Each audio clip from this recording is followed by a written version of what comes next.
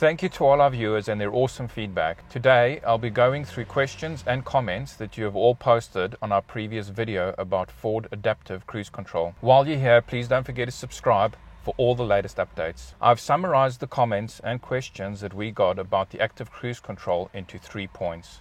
Number 1, how does the adaptive part of the cruise control work? Number 2, does the adaptive cruise come standard on the Puma in Australia?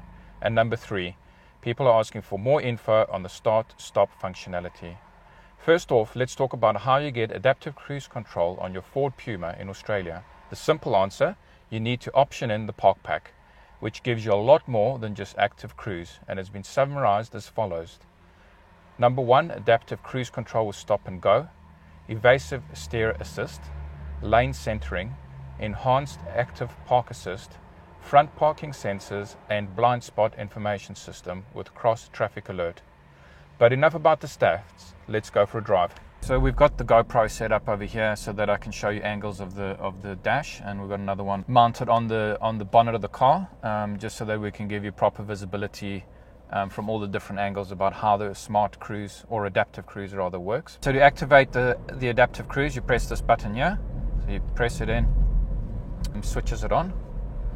You'll see the little set light indicator has come on the dash in grey. Alright, so once the set light is on and greyed out, you've got to get the car above 30. You then use this toggle switch over here, and you can push it up or push it down. In this case, I'm just going to push it up to set. Once it's set the cruise control, at the moment it's at 39. You can then use the same toggle switch to speed up, 39, 40, just going up in speed here.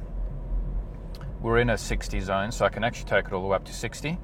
It's set to 60 now, and you can see I've actually stopped using my accelerator pedal now. It's tracking the car in front of us, and it's pacing our speed with that car. So as that car speeds up, our car will speed up and pace it to a maximum of 60 kilometers an hour, which is the speed limit on this road. As that car starts braking in front of us, you'll watch our speed reducing. I'm not touching the brake, not doing anything.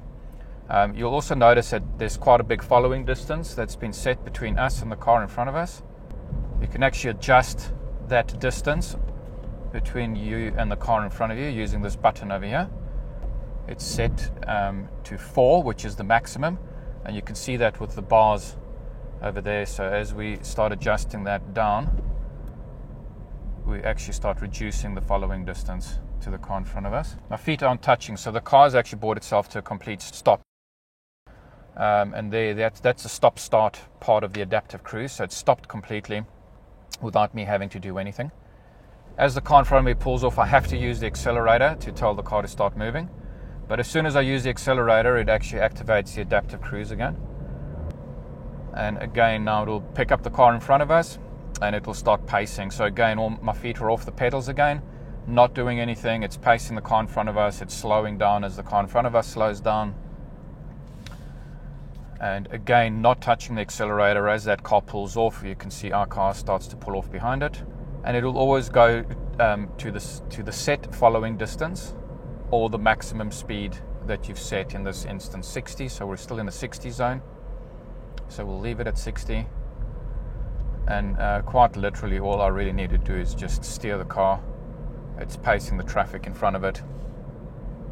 Start-stop as part of the adaptive cruise basically means that some cruise controls or adaptive cruise controls can't actually stop the car completely, and will actually deactivate when you get to a situation where the car needs to stop, and then you've got to use the brake. The Ford Adaptive Cruise Control has got the stop-start functionality, which means without you having to do anything, the car will bring itself to a complete stop if the traffic in front of it is stopped. And the start part of the stop-start is when it starts off again, you either have to use the accelerator or the reset toggle over here on the steering wheel. So you'll see now the lights caught the car in front of us. I'm not braking. The car's detected the car in front of it. It's slowing down for me. I still haven't touched the brake pedal or anything, and it's brought the car to a complete stop. And there it holds it. So at this stage, it would have activated its stop-start functionality and just hold the car in position for me. You'll see here we've actually got the stop signal on the dash, just underneath the little digital car. That's just letting us know that the car is stopped and that the adaptive cruise has got it in the stop position. Is your foot on the brake? No, my foot's not on the brake. As we pull off, I use the accelerator to get us going. And the accelerator. Now I've got a brake here because there's a car merging from the left. The adaptive cruise can't see it. So that's where you've got to be aware all the time that it can't do everything for you. Now that I've braked and allowed that car to merge into the traffic, so you hit the resume button and it resumes your settings, so my 60 kilometers an hour and my following distance.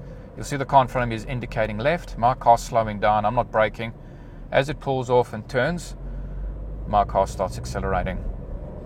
I have found that in situations like that the adaptive cruise is quite slow to accelerate again. I like to use my accelerator in that situation just to get the car going, because I find if you just rely on the adaptive cruise in a situation like that, it just takes too long and you can upset the people behind you. So at any given stage, you can deactivate Smart Cruise either by hitting the brake pedal. So as soon as I tap the brake pedal, you'll see that green light is gone and the Smart Cruise is now inactive, and now I'm driving the car manually. I can press the resume button at any stage and reactivate it, and I'll remember my settings. And the other way to get it to deactivate is to just switch it off right here. So as soon as I hit that button, all those lights are gone, and now the car is just driving manually again. So resume, and it picks up from where it left off. Alright, so I've activated the engine on-off functionality that the car has. This is different to the adaptive cruise stop-start in that it actually controls the engine and has nothing to do with the cruise control. So here we go. At this stage we've got adaptive cruise on and we've got the engine stop-start or engine on-off. There we go. Dead stop, engine off. Adaptive cruise is still in the stop position, so both systems are now functioning. You can see the 60 there is the adaptive Smart Cruise, and over here is our engine start-stop. So the engine is off and the adaptive cruise is in the stopped position. So once the car in front of us takes off, I'm going to either have to tap the accelerator to get the car going again, or we can use the toggle switch to get it to go on its own. But usually trying to get it to go on its own, it's really slow on the pull-off. So I always use the accelerator. So there we go. We've pulled off.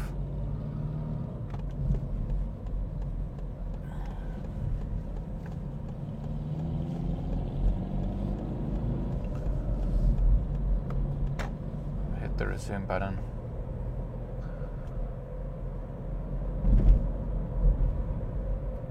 You can see the car in front of us, it's actually slowing down to compensate.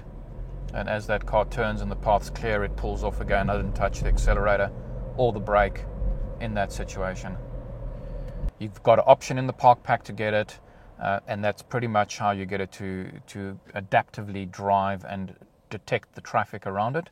And as we saw in the video, you do have to be careful about merging traffic and compensate for that. So I hope you found that useful. I sure did. I love adaptive cruise control, and it's one of those things that once you get used to having it in a car, you almost can't drive without it.